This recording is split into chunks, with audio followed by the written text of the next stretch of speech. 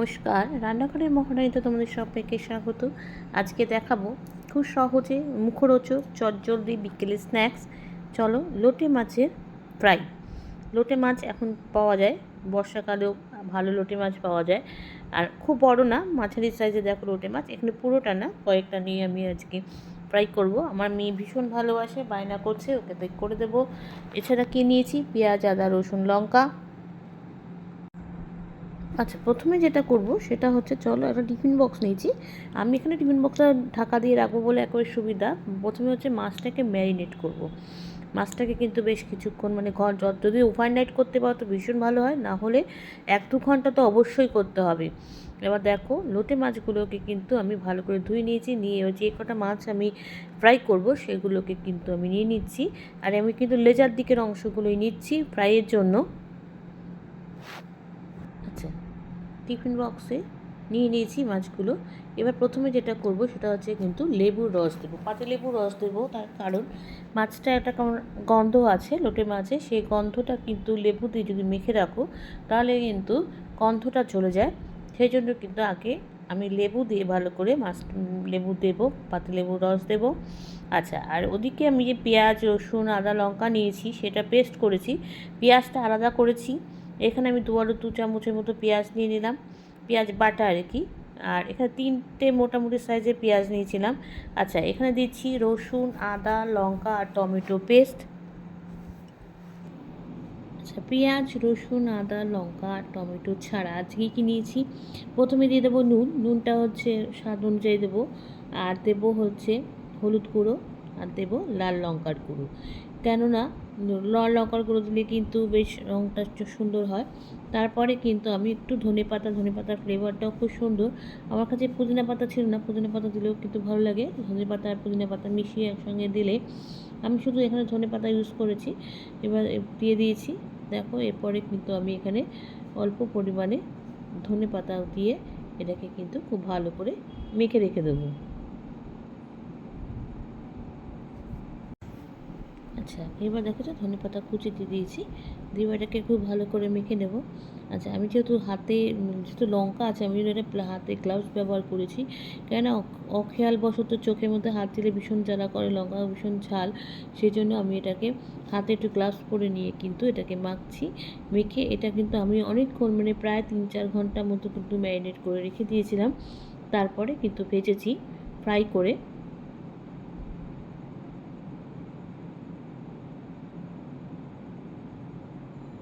আচ্ছা, এবার ফ্রাই করার পালা। ফ্রাই করার জন্য প্রথমে দেখো কী করেছি। প্রথমে আমি একটা থালা নিয়ে নিয়েছি, এখানে আমি ব্রেড ক্রাম্বস নিয়েছি। বাড়িতে পাউরুটি ছিল, পাউরুটিটাকে একটু মিক্সিতে ঘুরিয়ে নিয়েছি।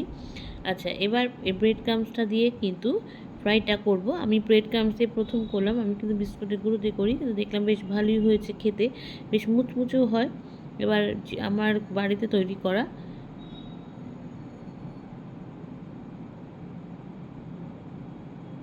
যে কোনো জিনিস ফ্রাই করতে গেলে কিন্তু অবশ্যই ডিম লাগবে। দেখো, আমি একটা ডিম নিয়েছি, ডিমটাকে ফাটিয়ে নিচ্ছি, নিয়ে ভালো করে কিন্তু গুঁড়িয়ে নেব। ডিমে চুবিয়ে ব্রেড ক্রাম্বসের মধ্যে মাখিয়ে তবে গিয়ে কিন্তু ফ্রাইটা করতে হবে। সেই জন্য কিন্তু ডিমটা নিয়ে নিয়েছি। এবার ডিমটাকে খুব ভালো করে নাড়িয়ে নিই, ফেটিয়ে নিই আর কি। এখন এর মধ্যে কিছু দেবো না, কেননা মশলা যেহেতু মাছের সাথে লাগানো, মাছটা মাখা রয়েছে, সেই জন্য কিন্তু ডিমের মধ্যে আর কিছু দেবো না। আচ্ছা, দেখো, এবার মাছটা নিয়েছি। মাছটা কিছুক্ষণ আগে ফ্রিজ থেকে বের করে রেখেছি। এবার ঠান্ডা হয়ে গেছে, মানে ঘরের তাপমাত্রা চলে এসেছে। এবার এটাকে একটা করে কিন্তু ফ্রাই করব। এবার মাছটা দেখো নিয়ে নিচ্ছি। কী প্রসেসটা তোমরা সবাই জানো, আমি তবু বলছি। এবার দেখো, মাছটাকে কিন্তু আস্তে আস্তে মশলা থেকে তুলে প্রথমে কিন্তু আমি দেখো ডিমের ব্যাটারে চুবিয়ে দিয়েছি। ডিমের ব্যাটারে দিয়ে কিন্তু বিস্কুটের পাউরুটির গুঁড়োর সাথে মিশিয়ে নেব। আমি কিন্তু এখানে ডবল কোট করেছি, সিঙ্গেল কোটটা একবার করেছি। আরেকবারও কিন্তু ডিমের ব্যাটারে চুবিয়ে নিয়ে তারপরে কিন্তু ব্রেড ক্রাম্বসে মেশাবো। এবার দেখো আস্তে আস্তে করছি, তাতে মানে ভেঙে না যায়, সেই জন্য।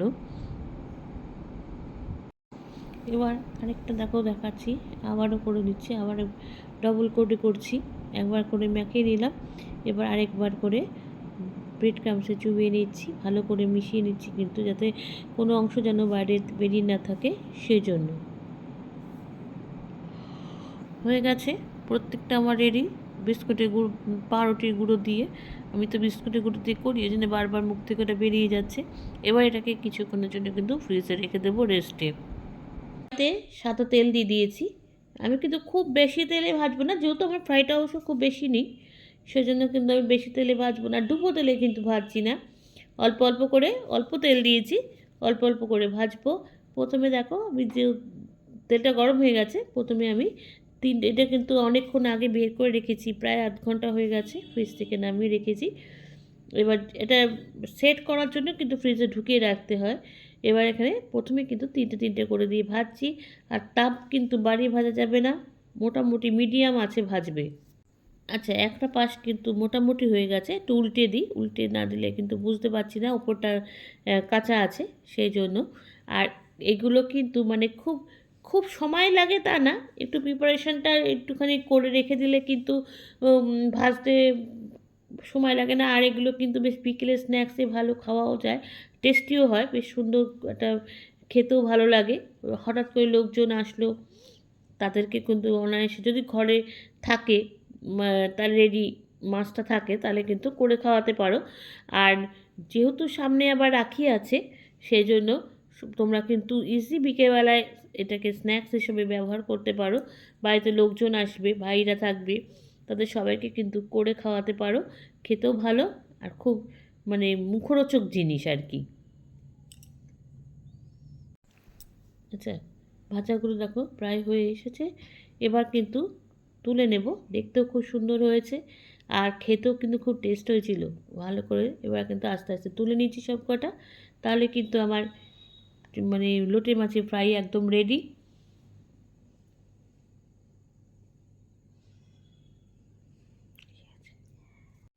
আচ্ছা, চলো, হয়ে গেছে একদম লোটে মাছের ফ্রাই। তোমরা কিন্তু সামনে যেহেতু রাখিতে কিন্তু ইজি করতে পারো এরকম ধরনের মুখরোচক খাবার। সবাইকে জানাই রাখির শুভেচ্ছা। সবাই ভালো থেকো। তোমরা খেয়ে কিন্তু আমাকে জানিও কেমন হয়েছে, লাইক কমেন্টস আর শেয়ারের মাধ্যমে। তাহলে তোমরা যারা আমার চ্যানেলটিকে সাবস্ক্রাইব করে আমার সঙ্গে রয়েছো, তাদের জন্য রয়েছে অসংখ্য অসংখ্য ধন্যবাদ। যারা এখনও করোনি তারা প্লিজ চ্যানেলটিকে সাবস্ক্রাইব করে আমার সঙ্গে থেকো। তোমরা সবাই সুস্থ থেকো, সাবধানে থেকো, ভালো থেকো। চলি, টাটা। দেখা হচ্ছে পরবর্তী নতুন কোনো রেসিপিতে তোমাদের সঙ্গে।